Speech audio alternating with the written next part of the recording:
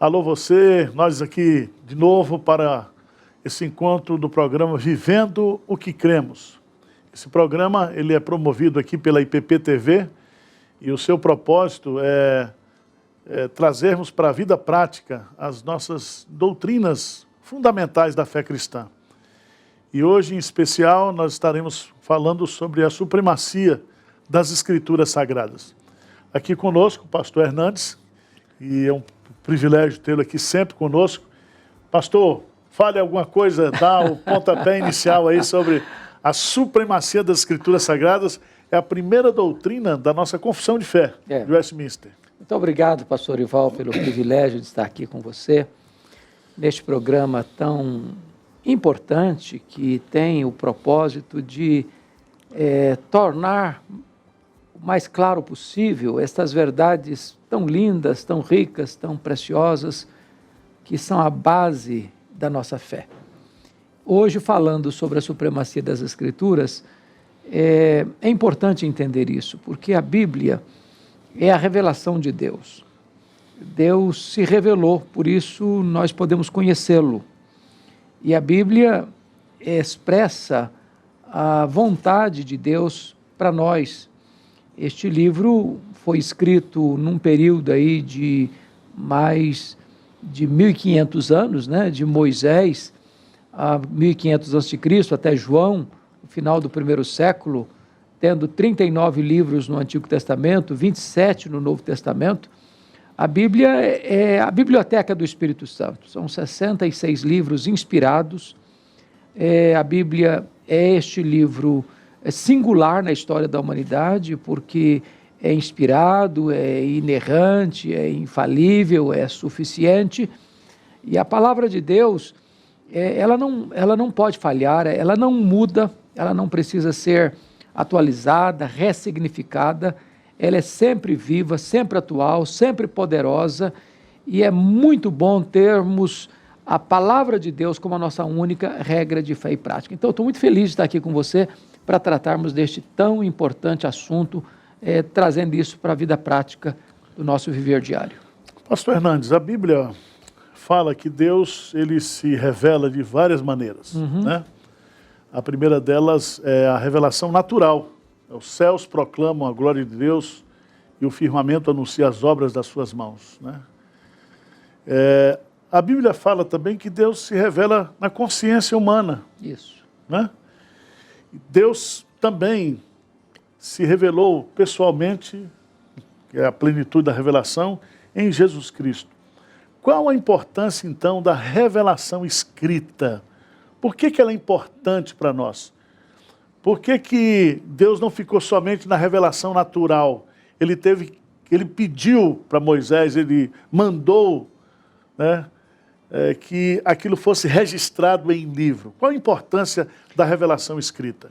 É importante, pastor, porque, veja bem, a revelação natural, ela é suficiente para nós conhecermos que Deus existe, certo, que Deus é todo-poderoso, que Deus é majestoso. Porém, ela não é eficiente para nos revelar ou nos retratar uma relação pessoal com Deus, de comunhão com Deus. Então, temos a revelação escrita por outra razão também. Quando você tem uma tradição oral, por exemplo, que passa de geração para geração, de pai para filho, depois para os netos, para os bisnetos e para as gerações futuras, a possibilidade de haver alteração, acréscimo, diminuição ou até mesmo exclusão de algumas coisas é muito grande. A palavra escrita, ela nos foi dada para que nós tenhamos plena consciência de que tudo quanto Deus quis que nós soubéssemos acerca da sua pessoa, acerca das suas obras, acerca da redenção em Cristo Jesus, a preparação no Antigo Testamento, a execução no Novo Testamento, a proclamação desta verdade ao longo dos séculos, até a consumação dos séculos, que é a segunda vinda de Cristo, isso está registrado de maneira infalível, inerrante, de tal forma que hoje nós temos a plena consciência que na Bíblia nós temos toda a revelação de Deus para nós, que precisamos saber para conhecermos a Deus e termos um relacionamento pessoal com Ele. Tá bom. A gente poderia chamar isso de uma revelação objetiva, né? Isso. Porque quando você contempla a natureza, você chega ao conhecimento de que Deus existe, mas aquilo não produz mudança, transformação. Exato. Do ponto de vista, por exemplo, da pregação da palavra, qual a importância da pregação da palavra para o nascimento da fé? A Bíblia diz lá em Romanos, capítulo 10, que a fé vem pelo ouvir. E ouvir a palavra de Cristo. É curioso que a nossa geração busca muito a questão de milagres, né? De quer ver prodígios, corre atrás de milagres e faz propaganda de milagres, até de milagres que nunca aconteceram. Né? Porém, o milagre em si, embora ele impacte as pessoas e ele atrai pessoas, mas ele em si não tem o poder de gerar a fé. É muito curioso que, por exemplo, quando Jesus está no Monte da Transfiguração, aparece ali 3 gerações, né? Os apóstolos, a geração de Moisés e a geração de Elias. Se você pegar essas 3 gerações, foram as gerações que mais viram milagres. Foi no período de Moisés, foi no período de Elias, foi no período dos apóstolos. Mas as 3 gerações, talvez as mais incrédulas da história. Quando o Pentecoste aconteceu, o derramamento do Espírito Santo, as multidões se ajuntaram. E com ceticismo, o que quer isso dizer? Depois com preconceitos, são galileus. Depois com desprezo, estão bêbados. O milagre em si, o fenômeno em si, não teve o poder de mudar. Porém, quando Pedro se levantou para pregar, ele não tinha terminado de pregar ainda, e pregou um sermão cristocêntrico, a morte, a ressurreição, a ascensão e o senhorio de Cristo. As pessoas foram sendo tocadas pelo Espírito Santo de Deus, convencidas de seus pecados, se arrependeram e creram e foram batizadas. Então, é pela pregação que Deus chama os seus escolhidos, é pela pregação que Deus chama os pecadores ao arrependimento, é pela pregação que vem a fé salvadora, e por isso a pregação é tão importante, e nós chamamos de a supremacia das Escrituras e a primazia da pregação. Certo. Eu gosto muito lá do Evangelho de João, né? Porque o Evangelho de João, Jesus diz assim, né? Lá para os fariseus, né? Examinais as Escrituras, porque cuidais ter nelas a vida eterna, e são elas que de mim testificam. Depois, lá no final do capítulo, quando João apresenta o seu propósito, ele fala do propósito das Escrituras. Uhum. Diz para a gente, explica para a gente isso aí, qual é o propósito. Quer dizer, quando eu leio a Bíblia, quando eu estudo a Bíblia, quando você prega a palavra, você que é um pregador aí, qual é o propósito dessa pregação, né? Isso é importantíssimo. É muito importante. João, no capítulo 20, versos 30 e 31, diz o seguinte: na verdade, fez Jesus diante dos discípulos muitos outros sinais que não estão escritos neste livro. Estes, porém, foram registrados para que creiais que Jesus é o Cristo, o Filho de Deus, e para que, crendo, tenhais vida em seu nome. Então, a Bíblia foi escrita, o Evangelho de João e os demais livros da Bíblia foram escritos para que você conheça a Deus, conheça o seu Filho Jesus Cristo, a quem Ele enviou, e para que você creia nele, e ao crer nele você tenha a vida eterna. Se me permite uma carona ainda na sua pergunta, parece-me que João vai além desse crer e ter a vida eterna na primeira carta, no capítulo 5, verso 13, quando João vai ter também um outro propósito ao escrever a sua primeira carta, está no capítulo 5, verso 13. Estas coisas vos escrevi, diz João, a fim de saberdes que tendes a vida eterna. A vós outros que credes em o nome do Filho de Deus. Em outras palavras, a Bíblia é importante para 2 coisas aqui, então. Primeiro, para você crer em Jesus. Para você ter, né? E ter a vida eterna. E segundo, para você ter a vida eterna. E segundo, para você saber que você tem a segurança, a certeza, a convicção da vida eterna. Então, ter a vida eterna e ter certeza da vida eterna. A Bíblia que dá essa base, essa segurança para você. Nós temos recebido muitas pessoas aqui na Igreja Presbiteriana de Pinheiros, que têm vindo dessas igrejas neopentecostais, pentecostais, onde a primazia das Escrituras, ou da pregação e do ensino das Escrituras, não existem. E as pessoas chegam aqui um tanto quanto desesperadas, desiludidas e muitas vezes famintas, né, da palavra de Deus. Né? Como é que o senhor vê hoje, né, na sua experiência, você que roda esse Brasil pregando a palavra, e você prega em igrejas tradicionais, históricas, igrejas pentecostais, e você, pela graça de Deus, Deus lhe deu esse privilégio de ser um pregador interdenominacional, né? Internacional também. Então, como você vê hoje essa questão da substituição da pregação da palavra, às vezes por experiências, por sonhos, por profecias que não estão nas Escrituras Sagradas? Primeiramente, fazendo um resgate, há muitas igrejas pentecostais comprometidas com a pregação da palavra. Há outras que recebem este nome e que, infelizmente, não têm esse compromisso. Há muitas que substituíram, talvez a linha mais neopentecostal, que substituíram a pregação por outras questões, como você muito bem disse, com sonhos, visões, revelações, ou até dizendo que estão pregando a Bíblia, mas abrem a Bíblia, leem o texto, fogem do texto, nunca mais voltam para o texto, ou às vezes usam o texto por pretexto, manipulam o texto, na hora de fazer a aplicação, fazem uma aplicação completamente torcida, às vezes até equivocada. Me permita um exemplo para esclarecer isso. 2 exemplos, aliás. Um penso eu, de falta de conhecimento, o outro de tendência perigosa. De falta de conhecimento. Eu estava ouvindo um pregador, certa feita, e ele estava falando sobre Sansão. E aí, dizendo o seguinte: se você matar o seu leão, você tem a recompensa, que você pode chupar o mel da caveira do leão. Então, ele estava vendo uma coisa assim, como uma grande bênção, que quando você vai interpretar o texto, aquilo é maldição. Sansão era um nazireu, ele não podia tocar em cadáver.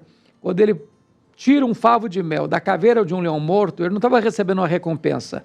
Aquilo era uma quebra de um voto de consagração a Deus. Era uma maldição na sua vida e não uma bênção. Então, o pregador, por não ter entendido o texto, faz uma aplicação herética do texto. A segunda conclusão, para mim, aí é tendenciosa. Um outro pregador, fazendo uma análise do texto de Gênesis 22, falando do sacrifício de Isaac, e estava indo muito bem na explicação do texto. Lá pelas tantas, na conclusão, ele diz: agora você tem que sacrificar o seu Isaac. Então, se você tem uma casa, vende a casa e dá o dinheiro para a igreja.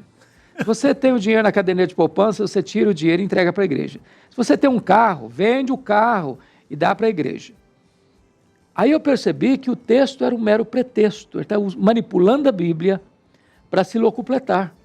Porque também nessa característica, muitas igrejas viraram uma empresa particular, onde a igreja é do pastor, o púlpito vira um balcão, o evangelho é um produto, os membros consumidores.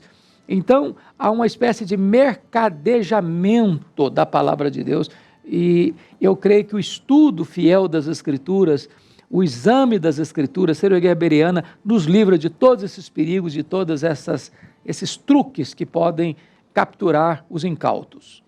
Pastor, nessa linha aí, né, aliás, o senhor até tem feito alguns cursos, né, tanto lá pela Luz para o Caminho, como esse congresso aí, a pregação transformadora. Uma pergunta que eu faço para o senhor, e aqui pensando nos pastores, nos professores de escola dominical, qual é a importância, por exemplo, da hermenêutica, da boa exegese, de você consultar bons comentaristas, né? De você estudar o texto? Qual a importância disso para não cair justamente nisso que você está colocando aí? Bom, obrigado, pastor Ival. Como vivendo o que cremos, o nosso papel é explicar para as pessoas com mais clareza, a hermenêutica é a ciência da correta interpretação. A exegese é quando você vai para o texto para tirar do texto o que está no texto e não impor ao texto as suas próprias ideias, os seus próprios pressupostos. Qual a importância disso? É total. Porque veja bem, pastor, a Haddon Robson, que é uma das grandes autoridades em homilética no mundo, professor do Gordon, lá em Boston, Massachusetts, disse que se você não interpretar o texto corretamente, você faz uma aplicação herética do texto. Você vai prometer uma coisa que o texto não está prometendo. O texto não está prometendo. Certo. Você vai proibir em nome de Deus o que Deus não está proibindo. Deus não está proibindo. Então, você vai ser um falso mestre. Você vai estar ensinando uma coisa que a Bíblia está dizendo o contrário.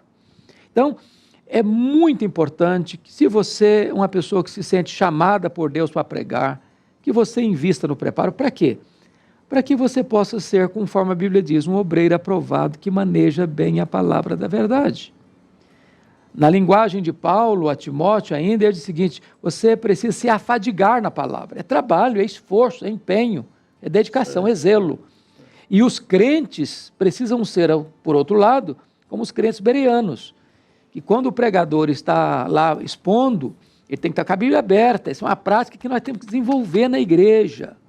Acompanhe o seu pastor, acompanhe o pregador visitante que chega na sua igreja, de Bíblia aberta, para ser bereano. É isso mesmo, está sendo fiel ao texto.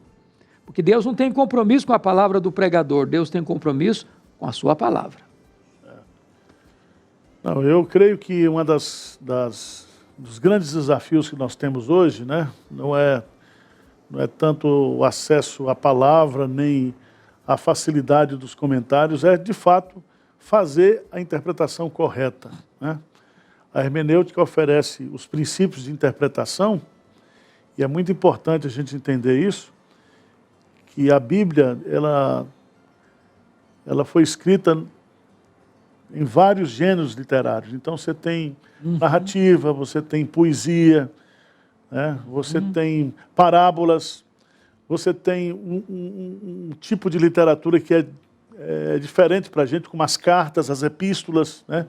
Que começam com a saudação e terminam com a saudação, e é um tipo de literatura que você, para interpretá-la, você precisa das ferramentas da hermenêutica, né?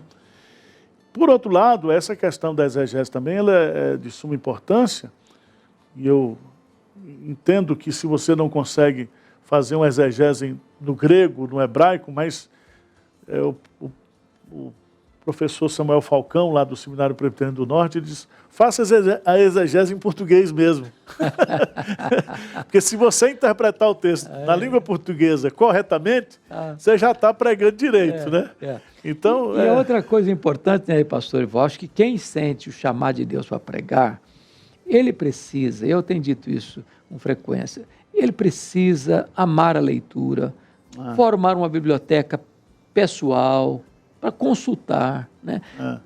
Todo mundo aprendeu com alguém. Então você pega os luminários do passado, um Agostinho, um Calvino, um Lutero, essas pessoas beberam de alguma fonte. Isso, né? Então você precisa subir nos ombros dos gigantes para você enxergar mais longe. Então, graças a Deus, na língua portuguesa hoje nós temos excelente literatura. Aliás, nós temos uma editora na Igreja Presbiteriana de Pinheiros, não é isso? A editora Hebron, que tem todo um acervo de literatura do mais alto nível para você buscar conhecimento e aprofundamento, para você conhecer melhor a Escritura e expor a Bíblia com fidelidade, integridade e riqueza de detalhes. Pastor, nós falamos aqui um pouco sobre o pregador, o senhor citou aí essa questão dos bereanos, né? Mas dentro dessa perspectiva, né, da supremacia das Escrituras Sagradas, que conselho você daria para uma pessoa hoje que está procurando uma igreja que ensina a Bíblia, que prega a Bíblia, né? Eu não quero entrar aqui naquela discussão sobre as marcas da igreja verdadeira, mas eu creio que o irmão tem contatos maiores, tem uma facilidade de chegar a muitos lugares através das redes sociais e também aqui pela TV. Qual é o conselho que você daria para uma pessoa que está procurando, né, uma igreja bíblica? Bom, primeiramente, deixa eu só recuar um pouquinho na sua pergunta, porque eu recebo muita consulta sobre isso. Sim. A pessoa chega, pastor, eu estou passando uma luta na minha igreja onde eu frequento, porque a linha que está seguindo não é uma linha bíblica. O que é que eu faço? Primeiro conselho que eu dou, pastor Ival, procure o pastor, procure a liderança, mostre para essa liderança o caminho certo da Bíblia. Se o erro é um erro de falta, de deficiência doutrinária, e a pessoa tem disposição de rever e de querer acertar, pregando a palavra de Deus com fidelidade, ajude essa pessoa. Segundo conselho, se você vai a esse líder, esse pastor, e diz, não, a minha linha é essa, vai ser por aqui, se você discorda, aqui não tem espaço, está na hora de mudar. Nenhum crente convertido a Cristo, que ama a palavra, que tem compromisso com a palavra, deva permanecer numa igreja se o ensino dessa igreja deliberadamente não é um ensino bíblico, porque seria participante desse erro e conivente com esse erro. Terceiro, você deveria buscar uma igreja que não só ensina com fidelidade a palavra de Deus, mas que viva a palavra de Deus. Uma coisa é ensinar, outra coisa é viver. Uma coisa é ensinar, outra coisa é praticar. Uma igreja que seja regida pela palavra de Deus em todos os seus aspectos, não só no púlpito, mas na família, na vida, nos negócios, no lazer, na conduta, enfim. Uma igreja que seja uma agência do reino de Deus na terra, uma igreja comprometida com os valores da palavra de Deus, da obra missionária, da evangelização, da comunhão, do investimento, dos valores da família, do casamento, ou seja, uma igreja que possa traduzir esse ensino em vida, em testemunho. Tá aí, meu irmão, nós temos aqui os grandes desafios e eu creio que o maior desafio da nossa geração é permanecer naquilo que nós aprendemos, sabendo de quem nós aprendemos, né?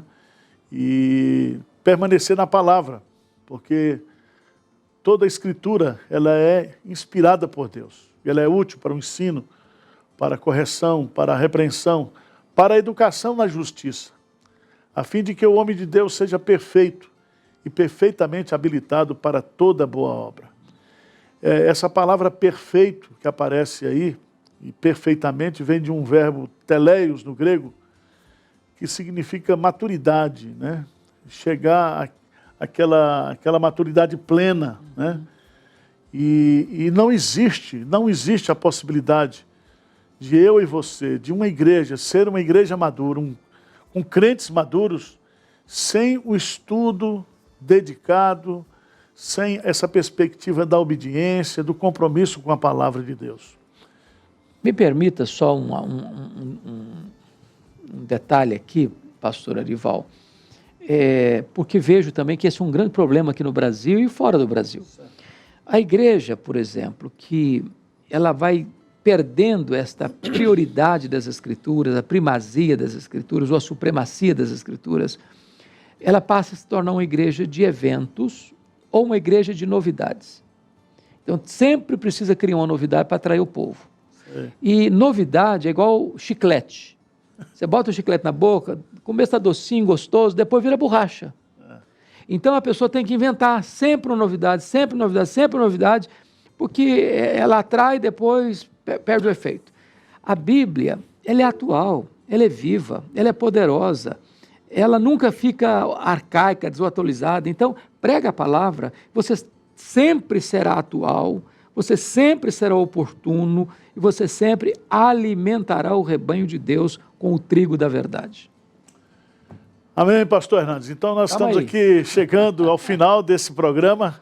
Eu espero que nós tenhamos contribuído aí para o seu fortalecimento espiritual.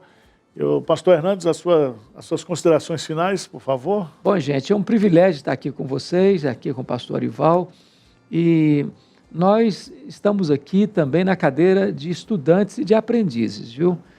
Ninguém se forma na Bíblia, né, pastor Ival? Falou, agora já fiz tudo, conheço tudo, não preciso aprender, não. Paulo estava no corredor da morte e queria estudar mais. Então nós estamos aqui arranhando a superfície, estudando e querendo estudar mais e aprender mais. Gostaríamos de encorajar você a ser um amante da palavra de Deus, um estudioso zeloso das Escrituras. Deus abençoe sua vida. Obrigado, um grande abraço para você, Deus abençoe a sua vida e a sua família.